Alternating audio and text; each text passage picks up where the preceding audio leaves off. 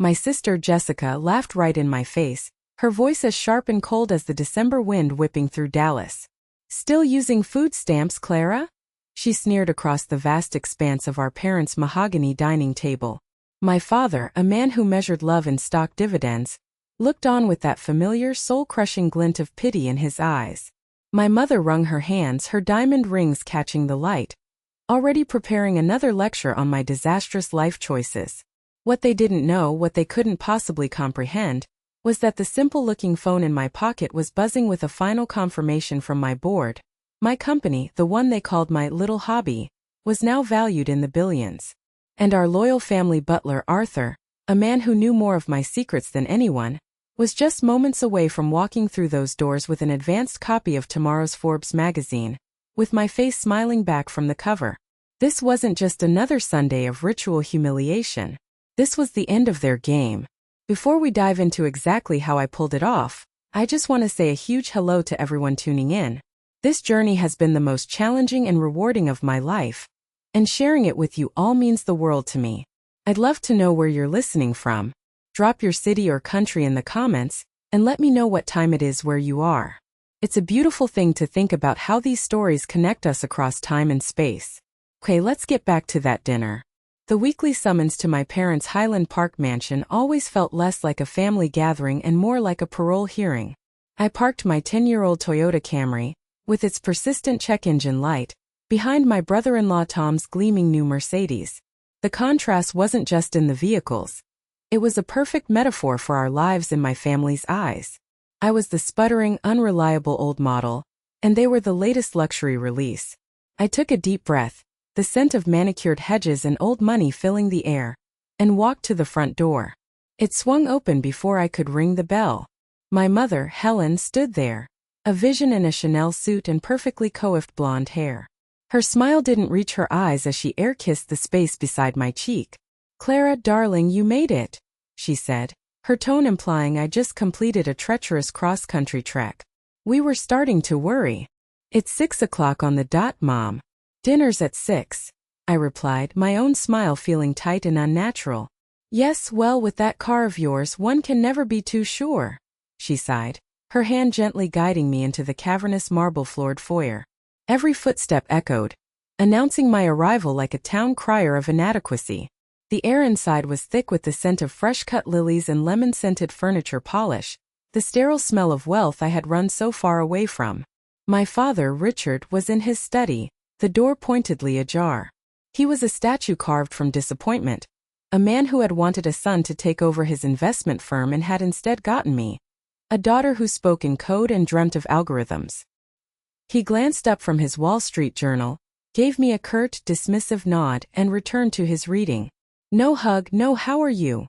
Just the silent, unwavering judgment that had been the background noise of my entire life. And then there was Jessica, the crown princess of the Miller dynasty. She stood by the grand fireplace, swirling a glass of deep red wine, looking as if she'd just stepped out of a magazine shoot. Her designer dress was a weapon, chosen to highlight the simplicity of my own off-the-rack Target find. Her smile was a predatory flash of white teeth. Well, look what the cat dragged in," she announced, her voice carrying through the silent house. "I was just telling Mom. I saw your credit card got declined at Central Market last week when you were buying that sad-looking kale.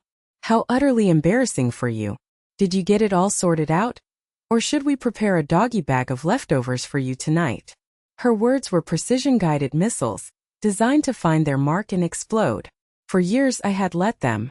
I had allowed their condescension to become the narrative of my life. But tonight was different. Tonight I was armed with a truth so immense, so reality-altering, that their petty insults felt like pebbles being thrown at a fortress. I just had to let them build their hill of pebbles a little higher before I revealed the mountain I was standing on. We settled into the formal dining room, a museum of my mother's good taste. The massive crystal chandelier, a relic from a French chateau, scattered rainbows across the perfectly polished table. I took my assigned seat at the far end, a geographical representation of my status in the family. It was the seat for poor relations and unimportant business associates. I was in their eyes both. Arthur, the butler who had served my family for over 40 years, began to ladle a creamy lobster bisque into our bowls. He was a silent, looming presence, but his was the only face in that house that ever held a trace of genuine kindness for me. He'd known me since I was a little girl who hid in the library and read books on astrophysics instead of playing with dolls. I knew he saw past the carefully constructed image of the struggling daughter. His brief, almost imperceptible nod in my direction was a small anchor in the stormy sea of my family's disapproval. Jessica, of course, couldn't allow a moment of peace. She was like a shark that smelled blood in the water, and my perceived failure was her favorite hunting ground. She took a delicate sip of her wine, a vintage that cost more than my monthly grocery budget, and placed the glass down with a theatrical sigh of contentment. "So, Clara," she began, her voice a weapon wrapped in silk, "Tom just made senior vice president at his law firm.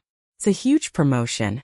They're giving him a brand new Mercedes G-Wagon as a signing bonus. Can you even imagine? He says the leather interior smells like success." She looked at me expectantly, waiting for me to wither under the weight of her husband's achievements. I savored a spoonful of the rich bisque, letting its warmth spread through me before I answered. "That's wonderful for Tom, Jessica. He's worked hard for it." "He certainly has," she said, her eyes narrowing into slits. "Which is more than can be said for some people. How is that little website of yours coming along? Still playing with pictures of plants on your computer all day in that dreadful little apartment?" My mother, ever the diplomat of passive aggression, quickly jumped in. "Honey, we're just concerned. You're 32 years old. This is the time when a woman should be thinking about stability, a real career, maybe even settling down. This green sprout thing you're doing. It's a cute hobby, but it's not going to pay the bills forever. It's not too late to go back to school. Get a proper master's degree in business."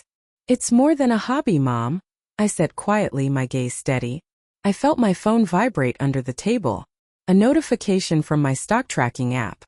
Greensprout Analytics was up another 3% in after-hours trading. I dismissed it. "Is it, dear?" My father finally deigned to join the conversation, his voice heavy with the weight of my perpetual failure. He still hadn't looked directly at me, because from where I'm sitting it looks like a dead end. "You're living in a tiny rental apartment in a questionable neighborhood, driving a car that's a public safety hazard, and from what Jessica tells me, you're struggling to buy basic necessities. Clara, there is no shame in admitting that you failed. The shame is in being too stubborn to accept help when your family offers it." The word failed echoed in the cavernous room. It was the cornerstone of their perception of me, the label they had stitched onto my soul. For years, their judgment had been a poison I willingly drank, a chorus of doubt that played on a loop in my mind. I had spent countless nights staring at a computer screen in a dusty, freezing garage, the red glow of error messages reflecting in my tired eyes, their voices whispering failure, disappointment, not good enough. But what they never understood was that their doubt was the fire that forged me. Every "you can't do it" became another line of elegant code. Every "this is a waste of time" became another all-nighter spent refining my predictive algorithms. Their disbelief was the pressure that turned my coal of an idea into a diamond of an enterprise. Tonight I was going to show them just how brightly that diamond could shine. Jessica's smug, self-satisfied expression was a key that unlocked a dark room in my memory, a room I tried to keep bolted shut. The memory, raw and visceral, flooded my senses, and for a moment, the taste of the expensive lobster bisque was replaced by the metallic tang of fear and desperation. It was a little over a year ago. Greensprout Analytics was nothing more than me, a part-time intern I could barely afford, and a network of servers crammed into a rented garage that smelled of oil and despair. I was on the brink of either a world-changing breakthrough or a complete and utter collapse. I had poured every penny of my savings, maxed out 3 credit cards, and even sold a delicate pearl necklace my grandmother had left me, just to keep the lights on and the servers running. My algorithm was showing incredible promise, predicting crop yields with an accuracy that even I found astonishing. But promise doesn't pay the bills. I needed a small business loan, a mere $50,000, to hire one more coder and survive the 6-month valley of death that stood between me and profitability. I spent weeks perfecting my business plan, practicing my pitch in front of a cracked mirror until my voice was hoarse. I wore my only suit, a slightly too big polyester number from a thrift store, to my meeting at Texas National Bank. The loan officer, a kind-faced man named Mr. Henderson, listened intently. He seemed genuinely impressed. He told me my numbers were solid, my vision was innovative, and my passion was palpable. For the first time in a very long time, I allowed myself to feel a flicker of real hope. He said he just needed the final sign-off from the branch manager, a man who, in a cruel twist of fate, played golf with my father every Thursday. A week later, a thin, sterile envelope arrived. It wasn't the thick packet of loan documents I had prayed for. It was a single sheet of paper. A rejection letter. The words were a blur of corporate jargon. After careful consideration, unable to extend a line of credit, market volatility. There was no real explanation, just a cold, final dismissal. I remember sitting on the floor of my garage, the letter in my hand, feeling the walls close in. It was the end. I had to let go of my intern the next day. I went back to a diet of instant noodles and tap water. The voices of my family, which had been a dull roar, became a deafening scream in my head. See, we told you so. Failure. Now come home. It took me 6 long, grueling months to claw my way back from that brink and another 6 to find out what had really happened. I ran into the intern I'd had to fire. He was working at a coffee shop, and his girlfriend, he told me sheepishly, had been a teller at that bank. She had quit shortly after my loan was denied, disgusted by what she had overheard. The day after my hopeful meeting, Jessica had called the branch manager. She hadn't just called. She had used the full weight of the Miller family name to stage a character assassination. She'd told him I was emotionally unstable after a recent breakup. She'd fabricated a history of flaky projects and said I was notoriously terrible with money. She painted me as a charity case, a flighty, unreliable dreamer who was about to con a friend of the family into a bad investment. She had wrapped her venom in the language of concern, her sabotage in the guise of love. She had deliberately, methodically, and maliciously crushed my one shot at survival. The memory still had the power to steal the air from my lungs. The betrayal was so profound, so absolute. It wasn't that she didn't believe in me. It was that she was terrified I might actually succeed. My failure was a necessary component of her own happiness. Sitting there, watching her laugh with my mother, I felt a wave of icy calm wash over me. My heart stopped pounding. My hands, which had been clenched into fists under the table, relaxed. This dinner wasn't just about revealing a secret. It was about settling a score. My father, having delivered his verdict of my failure, cleared his throat. It was a sound that always preceded what he considered a magnanimous, fatherly gesture, which was usually just another form of control. He folded his hands on the table, the picture of a CEO about to deliver a severance package to a redundant employee. "Clara," he began, his voice dripping with a condescending form of patience that set my teeth on edge. "Your mother and I have been discussing your situation, and we simply cannot stand by and watch you throw your life away on this fantasy." He paused, letting the weight of his disappointment settle over me. I had a rather productive chat with Bob Henderson at the country club last Saturday. A fine man. Excellent golf swing. The name hit me with the force of a physical blow. Bob Henderson. The bank manager. The man my sister had whispered her poison to. My father continued, completely oblivious to the hurricane of rage and betrayal swirling inside me. "As it happens, his insurance firm, Henderson & Sons, is looking for administrative assistance. It's an entry-level position, of course," he added, as if I might get my hopes up. "You'd be handling the phones, filing documents, managing the office calendar. That sort of thing. But it's a foot in the door at a highly respectable company. It comes with a 401, a real health insurance plan. You know, the things adults have." My mother beamed, her face alight with relief. "Isn't that just wonderful, dear? Barbara Henderson is on my garden club committee. A truly lovely woman.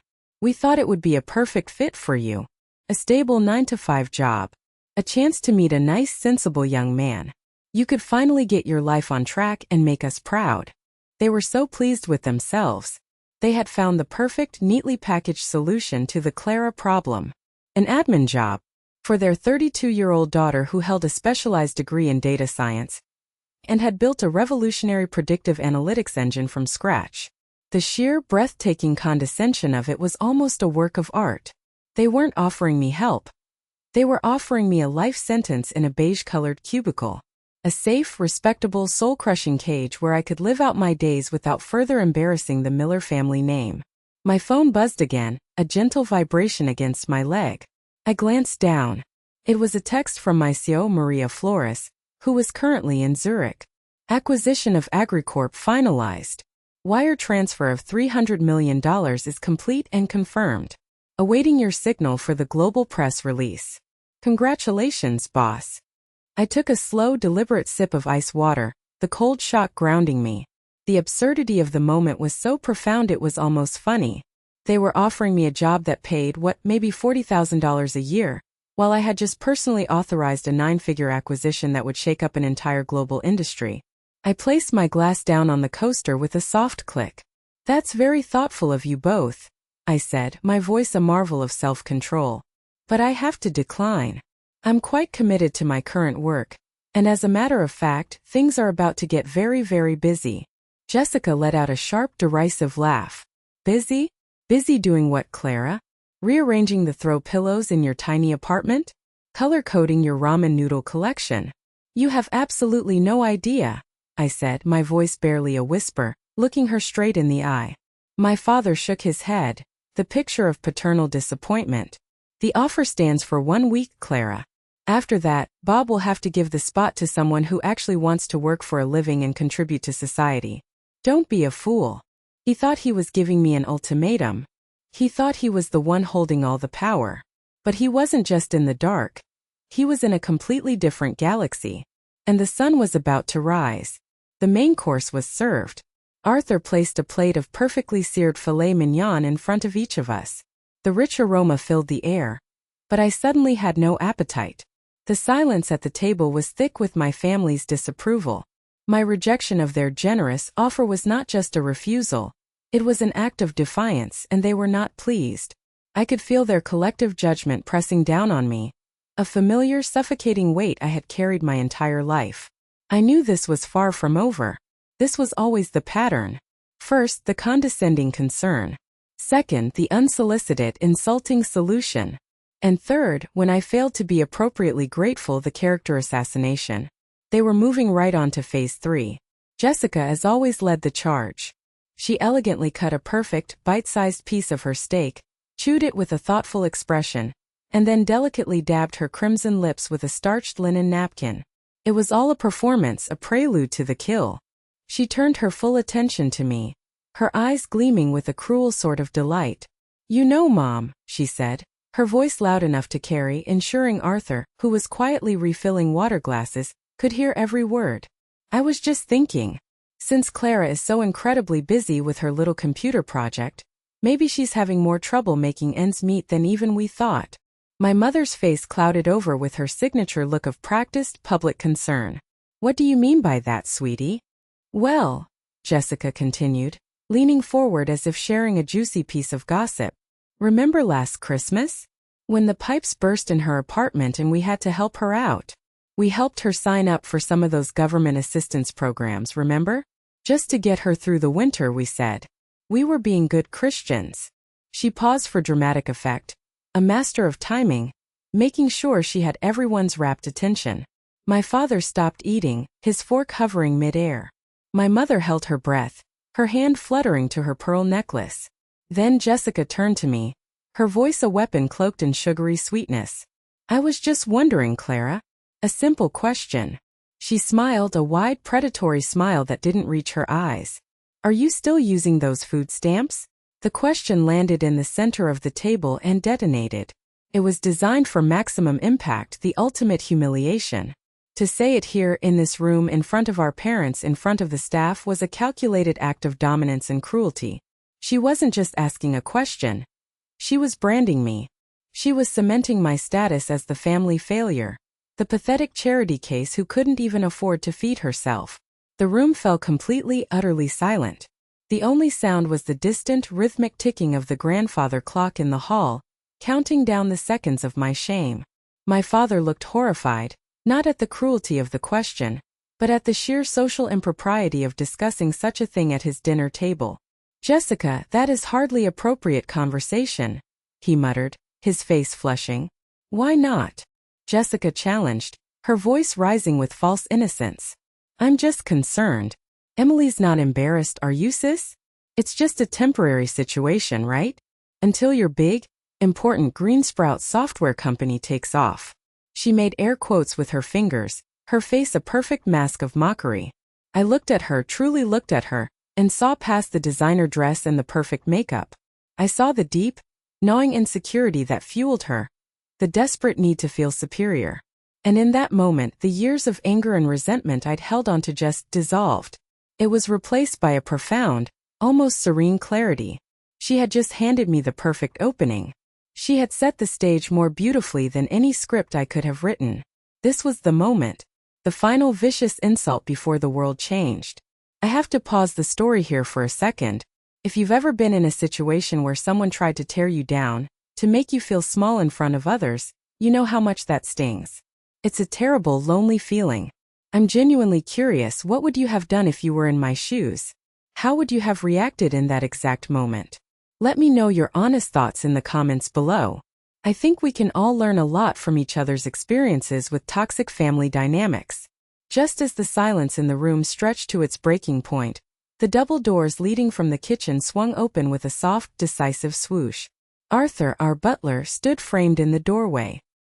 His posture was, as always, impeccable, his face a mask of professional neutrality. But as his eyes met mine across the long table, I saw a flicker of something else. A shared secret, a spark of anticipation. In his white-gloved hands he held a thin, stiff cardboard mailer. My father, desperate to steer the conversation away from the unseemly topic of my finances, scowled at the interruption. Arthur, we are in the middle of dinner. Whatever that is, it can wait until after we've had our coffee. Arthur took one deliberate step into the room, his polished black shoes making no sound on the thick Persian rug. My deepest apologies for the intrusion, Mr. Miller, he said, his voice a calm, respectful baritone that still managed to command attention. But this was delivered by a special courier just a few moments ago. The instructions were quite specific. It was to be delivered to you immediately, in person. Jessica scoffed, rolling her eyes in exasperation. For heaven's sake, who on earth sends a special courier on a Sunday night? It's probably just another desperate donation request from one of Mom's charities. They're getting so aggressive these days. My mother waved a dismissive hand, the diamonds on her wrist flashing. Just leave it on the hall table, Arthur. We'll look at it later. Please don't interrupt us again. But Arthur did not move. He stood his ground, a silent, unmovable force of quiet dignity.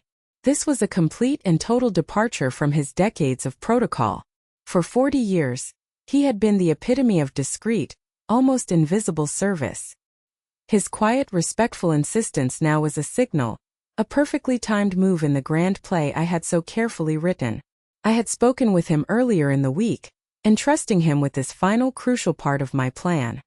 His loyalty, it turned out, was not to my parents' money, but to the memory of my grandfather, the man who had hired him and the only person in the family who had ever truly believed in me. Sir, Arthur said, his gaze fixed on my father, his voice unwavering. I must insist. The courier stressed that the contents are strictly confidential and extremely time-sensitive.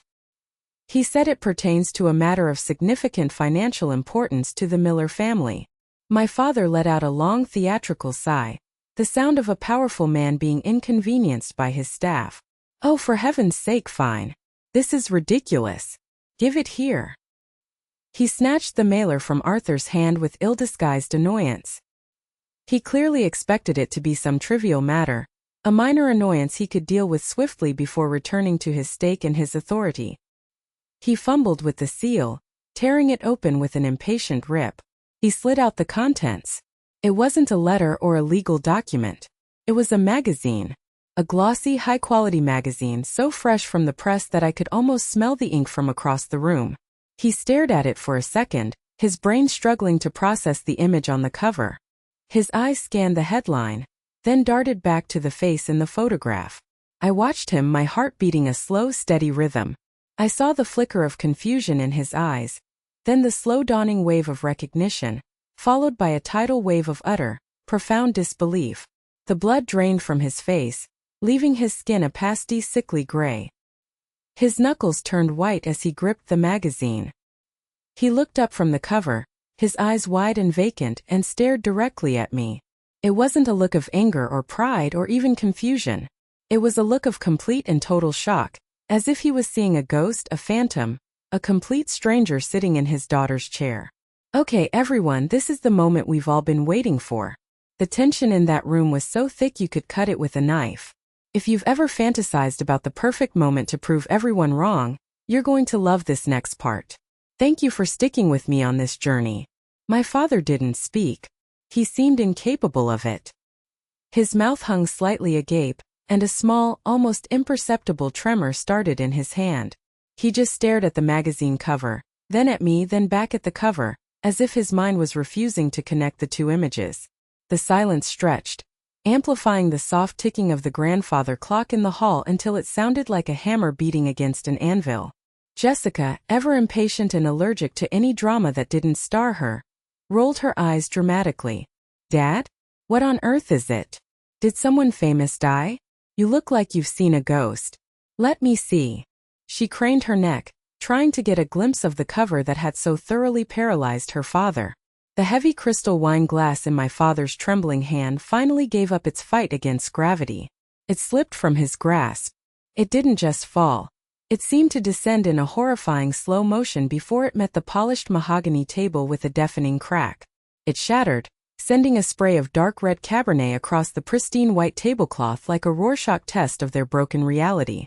The sound, sharp and violent, broke the spell. My mother gasped, jumping to her feet with a startled cry. Richard! My God, are you all right? What is wrong with you?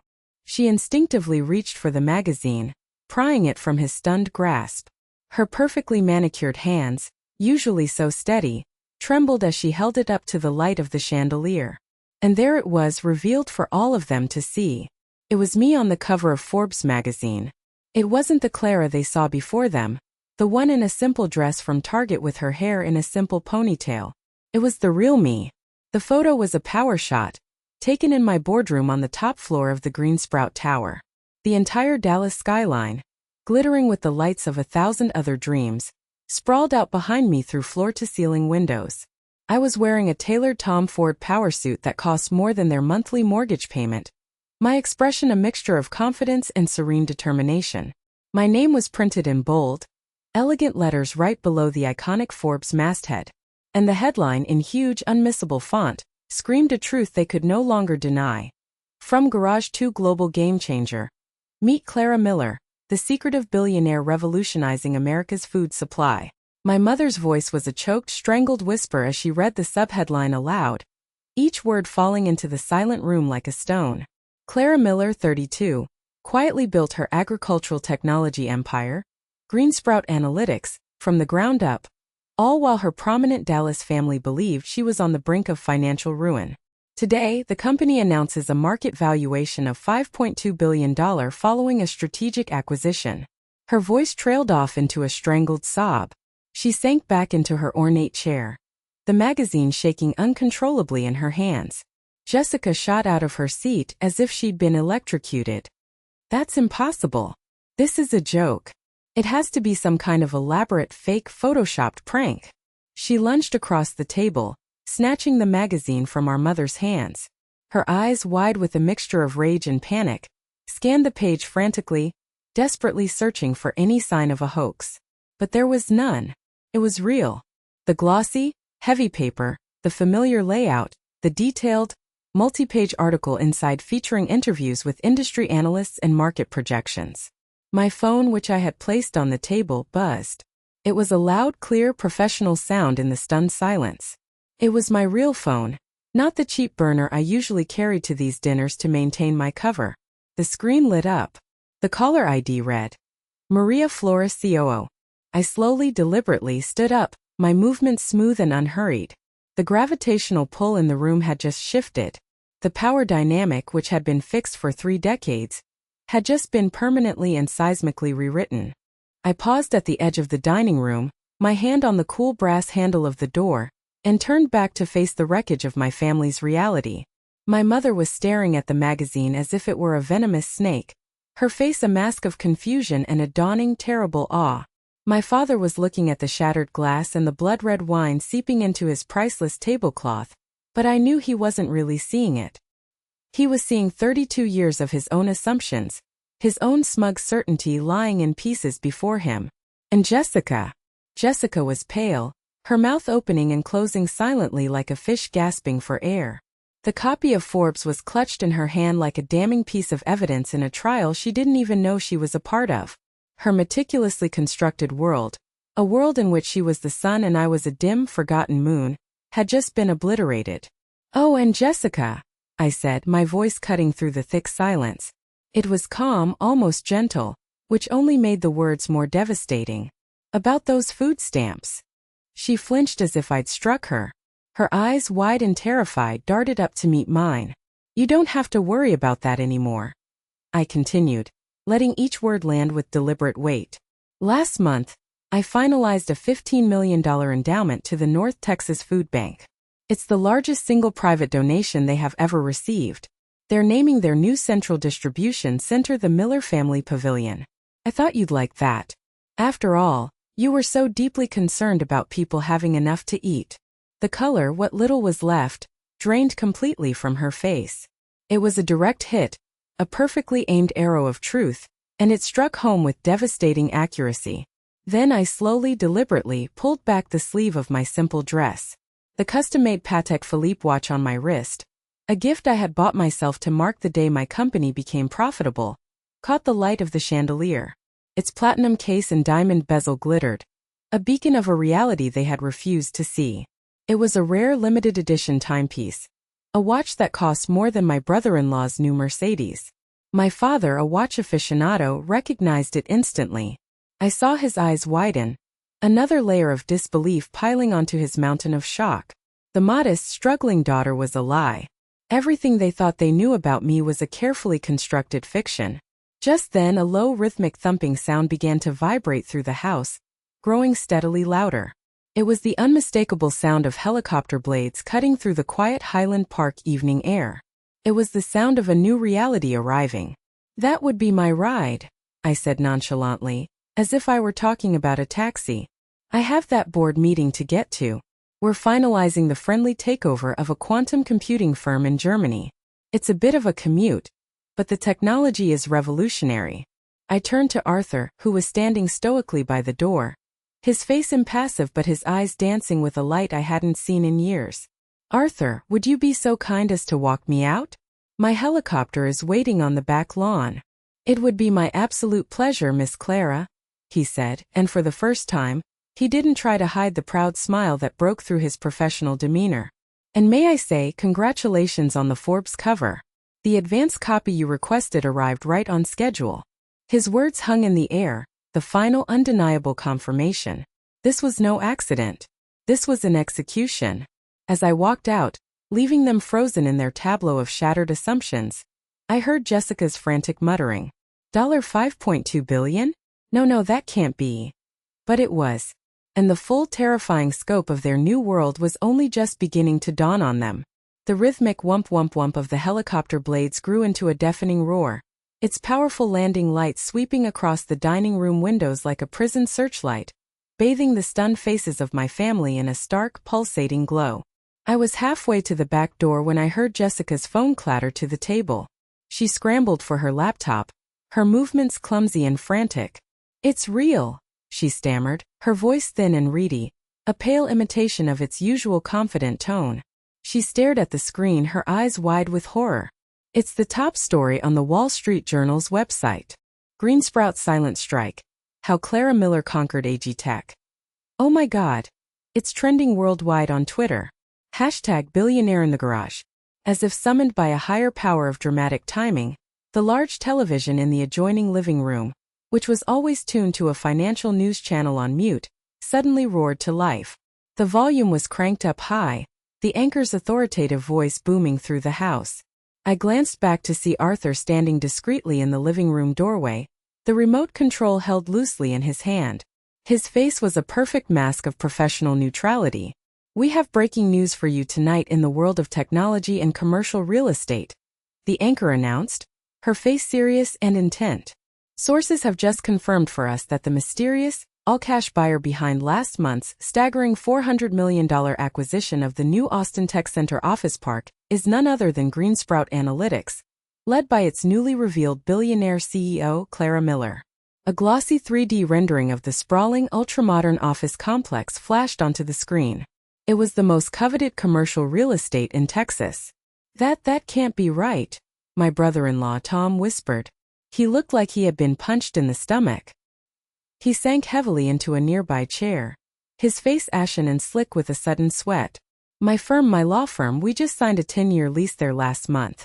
A premium lease on the penthouse floor. His voice cracked, rising in panic. Our new landlord is Clara? The look of pure terror on his face was something to behold.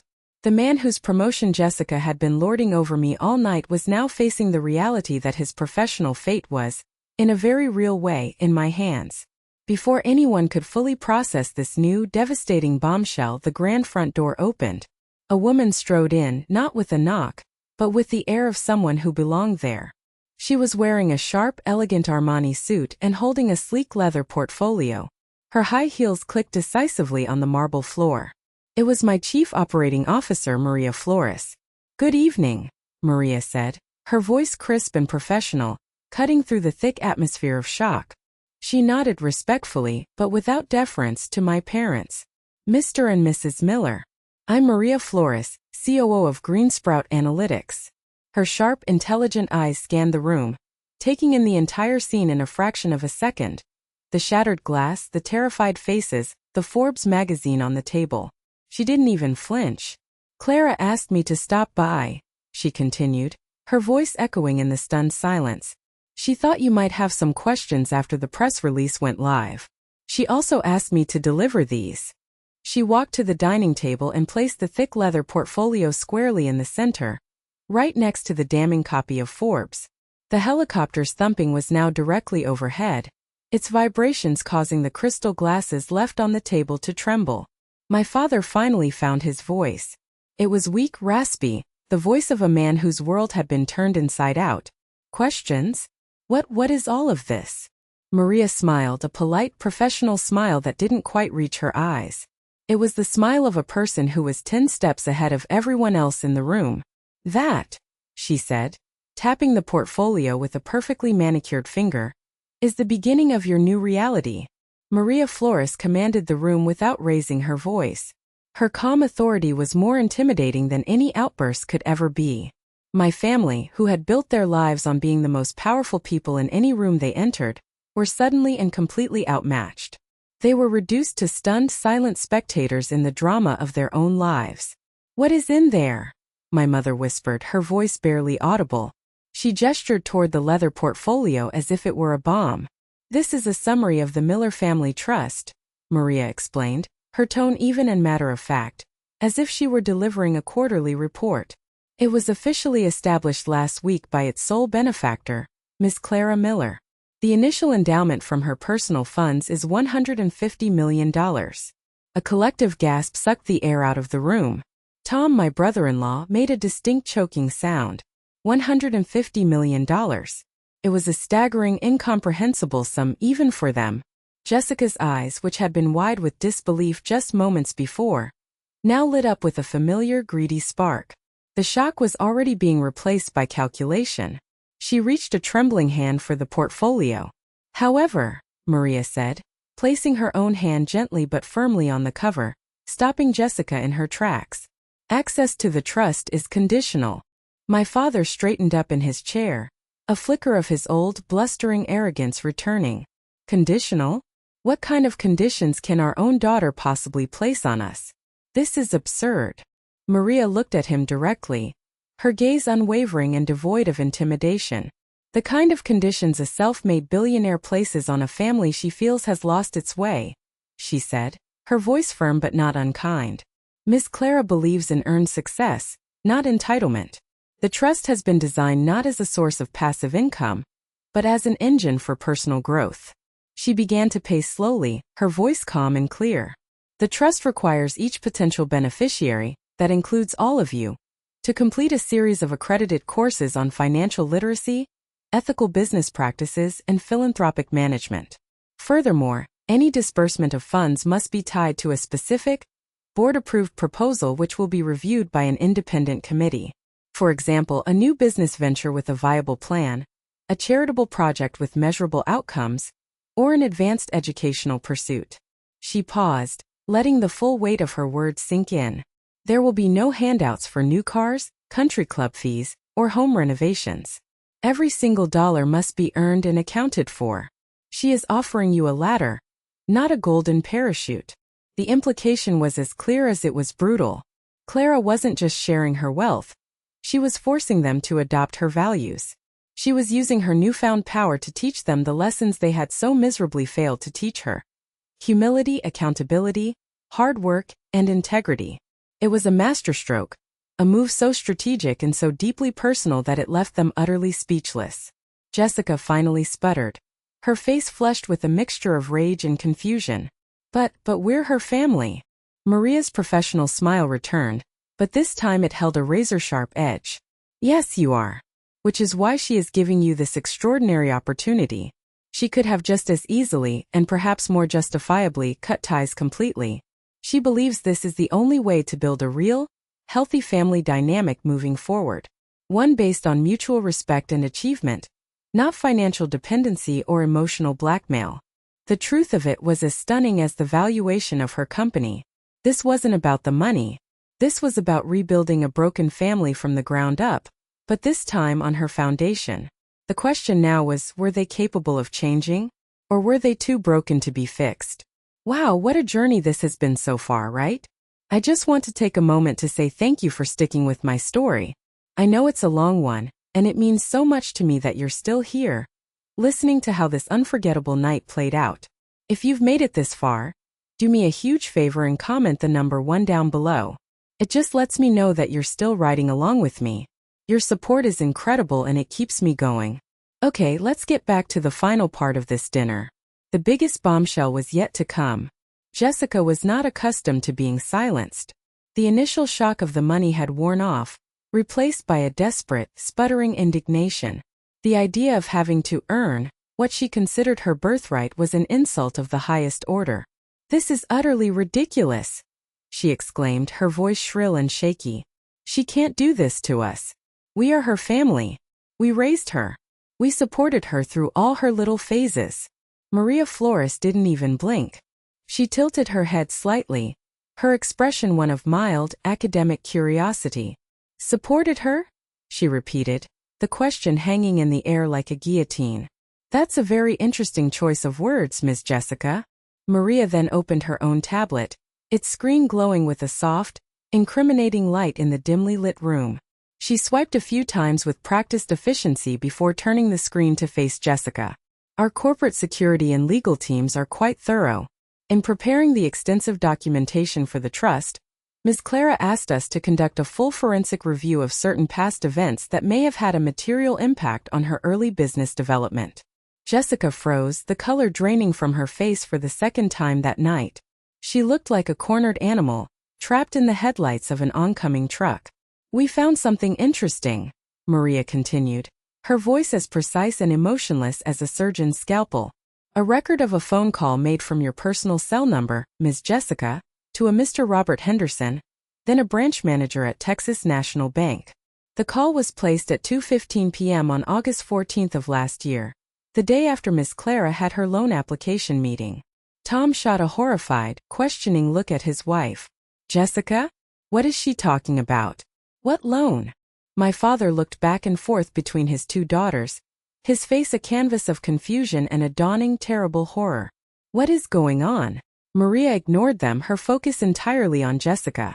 Our records show, and we have a sworn affidavit from a former bank employee who overheard the call, that you made several unsubstantiated and defamatory claims about Miss Clara's financial stability and mental state. You directly and maliciously interfered with her loan application, which led to its immediate rejection. The room was utterly silent, save for Jessica's ragged breathing. Miss Clara wanted me to pass on a personal message to you, Jessica, Maria said, her voice dropping slightly, becoming more personal. She wanted me to thank you. Jessica looked up, bewildered. Thank me? Yes, Maria confirmed. She said that being denied that $50,000 loan was the single best thing that ever happened to her. It was a painful, devastating blow at the time, but it forced her to be more creative. It pushed her to abandon traditional financing and seek out private venture capitalists who actually understood her vision. Those investors who were not swayed by petty family gossip and backstabbing provided her with $10 million in seed funding. She paused, letting the number hang in the air like a death sentence for Jessica's ego. Your attempt to ensure she remained small, dependent, and a failure was, ironically, the single greatest catalyst for her explosive global success. Your poison, Jessica, was her antidote. She wanted you to know that. The truth was out, ugly, undeniable, and stripped bare for everyone to see. It wasn't just condescension or snobbery. It was active, premeditated sabotage. Jessica had tried to break her own sister's spirit, to crush her dreams, and in doing so, had inadvertently launched her into the stratosphere. She sank back into her chair, her face crumpling, the beautiful, confident mask gone forever, replaced by the raw, ugly face of her own jealousy. There was nothing left to say. The family they thought they knew was gone, shattered into a million pieces, and the woman who had replaced their struggling daughter was now waiting to see if they could ever be put back together again. A week later, the private elevator ascended 63 floors in complete silence. Its glass walls offered a dizzying panoramic view of the Dallas-Fort Worth Metroplex, a sprawling kingdom of glass and steel that glittered under the bright Texas sun. Instead of the familiar, cloying scent of my mother's lilies, the air in the elevator was filled with a clean, subtle fragrance of white tea and citrus, a custom scent I had commissioned for the building, designed to evoke feelings of clarity and focus. My family stood stiffly beside me, looking small and out of place. My father kept adjusting his tie, a nervous habit I hadn't seen since his first big merger presentation 30 years ago. My mother clutched her Hermes handbag like a life raft in a turbulent sea. Jessica, dressed in an uncharacteristically conservative suit, stared at her shoes, refusing to meet my gaze. Her husband, Tom, just looked terrified, like a man on his way to his own execution. The elevator doors opened not into a hallway, but directly into the reception area of my penthouse office. The space was vast, minimalist, and designed to inspire awe.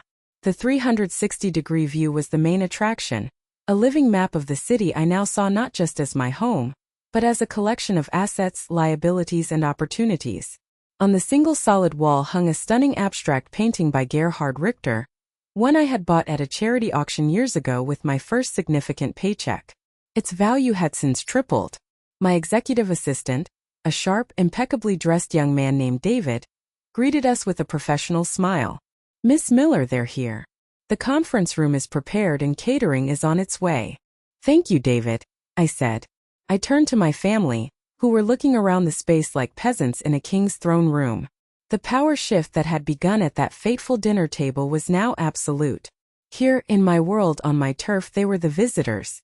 They were the ones out of their element. "Please come in," I said, my voice calm and even. I gestured toward a set of massive frosted glass doors that slid open silently as we approached. If they were impressed by the reception area, the conference room took their breath away. It was dominated by a colossal table made from a single polished slab of reclaimed California redwood, so large it could comfortably seat 30. The smart windows, currently displaying a live data feed of our global logistics network, were a testament to the technology that had built this empire. Fine china and crystal were set at 5 places. The entire scene made their own formal dining room, which I had once found so intimidating, look like a quaint, shabby country kitchen. I took my seat at the head of the table, the position my father had occupied by divine right for my entire life. They hesitated for a moment, a silent, awkward dance of uncertainty, before taking the seats arranged along the side. It was a small but significant acknowledgement of the new order. The Queen was on her throne. "I thought it was time we had another family dinner," I began, my voice echoing slightly in the large room. "A chance to discuss our new dynamic. As you've probably realized, things have changed." The lesson was about to begin. The smart window behind me shifted, the live data feed replaced by the title page of the Miller Family Trust documentation. The words glowed in the softly lit room. illuminating the serious, anxious faces around the table. The Miller Family Trust is not a lottery ticket, I began, my tone shifting deliberately from that of a daughter to that of a CEO addressing her board. It is not a blank check. It is an incubator. Its sole purpose is to foster growth, responsibility, and genuine, measurable achievement. It is not designed to fund a lifestyle. It is designed to build a legacy. I turned my gaze to my mother first. She looked smaller than I'd ever seen her, stripped of her usual socialite armor. Mom, for 30 years, you've been the queen of the Dallas charity circuit. You're brilliant at fundraising, at organizing events, at managing people. But you've always done it under Dad's shadow, as Mrs. Richard Miller. The trust will offer you a unique opportunity. If you can present a viable, comprehensive business plan for your own nonprofit foundation, complete with budgets, 5-year goals, and measurable social impact outcomes, the trust will provide seed funding to match every single dollar you raise independently. You can build your own legacy with your own name. My mother sat up straighter, her eyes, which had been downcast, now shining with a flicker of something I hadn't seen in years, her own ambition. Next, I looked at my father. Dad, your legal firm is one of the best in Dallas for domestic corporate law, but it has zero international presence. Greensprout is expanding aggressively into the European and Asian markets. We need top-tier international legal counsel. The trust will fund the creation and staffing of a new international division at your firm, but only if you win our business. You will be bidding against 3 of the top global firms in London and Hong Kong. No special treatment, no family discount. If your proposal is the best, you'll get the contract. The opportunity is there to elevate your firm from a regional player to a global powerhouse, if you can earn it. My father nodded slowly, his lawyer's mind already churning, seeing the immense challenge and the even more immense potential reward. Finally, I turned to Jessica. Her face was a tense, unreadable mask of resentment and desperate hope. Her husband Tom sat beside her, looking like he was just praying for a lifeline for his own career. Jessica, I said, my voice perfectly neutral, you have a marketing degree from Southern Methodist University that you have used for nothing more than managing your social media presence. My company is launching a new direct-to-consumer product line next quarter. We have an opening for a junior marketing coordinator. I let the words junior and coordinator hang in the air, heavy with the weight of her past condescension. It is an entry-level position, I continued, savoring the beautiful, painful irony of echoing their words back at them. You would be answering to a manager who is 6 years younger than you. The starting salary is $60,000 a year, plus full benefits. You can apply through the official HR portal on our website, along with the other 400 candidates who have already submitted their resumes. If your application and subsequent interviews show merit, you will be considered. The color rose in her cheeks. The humiliation was a palpable thing. I was offering her the exact same foot in the door they had so smugly offered me, but with one crucial difference: my offer was real. It was a genuine, albeit humbling, path into a world of incredible opportunity, but only if she was willing to swallow her pride, start at the bottom, and work for it. She started, her voice barely a whisper. I'll have to think about it. You do that, I said, my voice cool. The position closes on Friday. I stood up, signaling the end of the meeting. These are the terms. These are the opportunities. You can choose to participate or you can choose to walk away. The choice, for the first time in your lives, is entirely yours. As they rose from their chairs, their movements slow and uncertain, looking utterly overwhelmed by the new reality I had laid before them, I had one final thing to share. I walked over to the smart window, which spanned the entire length of the conference room. With a simple gesture on my watch, I changed the display. The image of the trust documents was replaced by a live, high-definition video feed. The feed showed a bustling, vibrant, open-plan workspace. Young, diverse groups of people were clustered around massive whiteboards, their faces alive with energy and intense concentration. Others were hunched over laptops, surrounded by prototypes and circuit boards. The space itself was industrial chic, with exposed brick walls, polished concrete floors, and soaring ceilings crisscrossed with steel beams. It was a hive of creation. Do you recognize this place? I asked quietly, my back still to them. I could hear them murmuring behind me, confused. After a few seconds, Jessica gasped. Her voice was small, filled with disbelief. No, it can't be. That's your old garage, isn't it? The one behind your first apartment in the warehouse district. It is, I confirmed, turning to face them. A genuine smile touched my lips for the first time. Or at least it was. I bought the entire warehouse building it was attached to, and the 3 adjacent lots last year. It's no longer just a garage. I let them absorb the information, the sheer scale of the transformation. The place they had mocked, the symbol of my failure and poverty in their eyes, had been reborn as a beacon of hope and innovation. This is the Miller Innovation Campus, I explained. It's a non-profit tech incubator fully funded by Greensprout's philanthropic arm. We provide seed funding, world-class mentorship, and free workspace to early-stage startups in the sustainability and tech sectors. I let them process that. I wasn't just hoarding my wealth. I was reinvesting it in the next generation of dreamers. I have a special admissions committee that I personally oversee, I continued. We look for brilliant innovators and disruptive ideas, of course. That's the baseline. But we give special priority, a weighted preference, to founders who have been disowned, dismissed, or actively discouraged by their own families. We find that they tend to be the most resilient, the most driven, the most likely to succeed against all odds. The barb was subtle, but it landed with surgical precision. I was showing them that I hadn't just built a company, I had built the community I never had. I had created a supportive family forged in shared vision and mutual respect, not in blood ties and bitter obligation. I had taken the greatest source of my pain, their doubt, and transformed it into the greatest source of my purpose.